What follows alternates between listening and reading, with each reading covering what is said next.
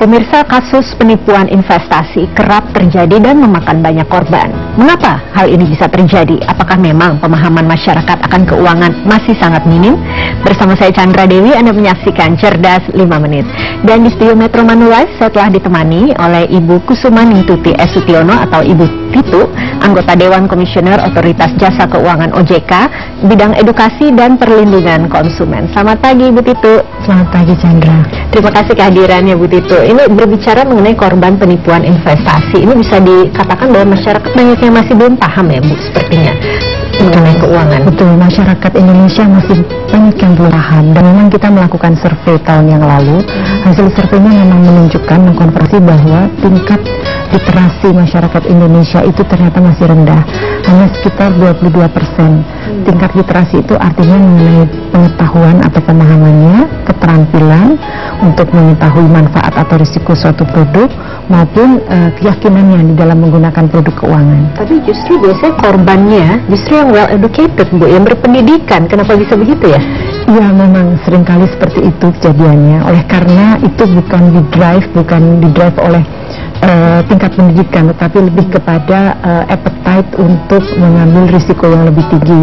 Itu karena didorong oleh adanya imbal hasil yang tinggi, dan seperti biasa kalau produk investasi itu imbal hasilnya tinggi, tentu risikonya juga tinggi. Jadi kemudian apakah ada langkah-langkah yang diambil oleh Otoritas Jasa Keuangan dalam hal ini tentunya untuk memperbaiki keadaan seperti ini? Ya, tentu, Chandra. Karena OJK kemudian menyadari bahwa kita langsung melakukan strategi edukasi, di samping juga kita memuat advertensi untuk mengingatkan masyarakat menengarai apa saja yang perlu diwaspadai kalau ada tawaran-tawaran yang menggiurkan, sehingga tidak terperosok atau terkecoh lagi di dalam tawaran yang sifatnya ilegal. Oke, konkretnya seperti apa ya, Bu, ya tindakannya?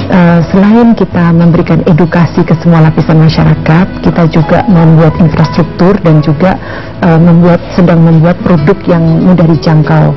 Nah, ini semua namanya Strategi Nasional Literasi Keuangan Indonesia, yang sebetulnya sudah diluncurkan oleh Bapak Presiden 19 November 2013 yang lalu, dan mulai tahun ini kita implementasikan secara bertahap. Jadi edukasi secara masif kita lakukan sejak usia dini.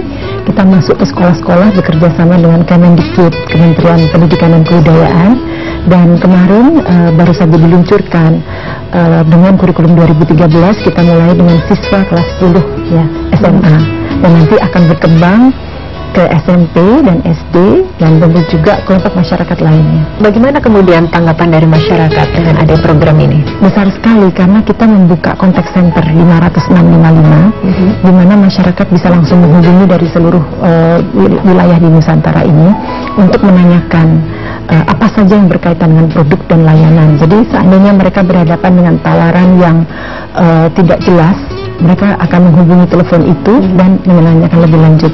Dan ini tercermin dari jumlahnya alur masuk terhadap telepon 50655 itu luar biasa tingginya, dan di tahun ini bahkan meningkat 2 kali lipat dibandingkan tahun 2013. Ternyata masih banyak sekali masyarakat yang masih belum paham ya, Bu. Ya, bagaimana dengan produk investasi maupun asuransi? Banyak masyarakat yang masih belum memahami.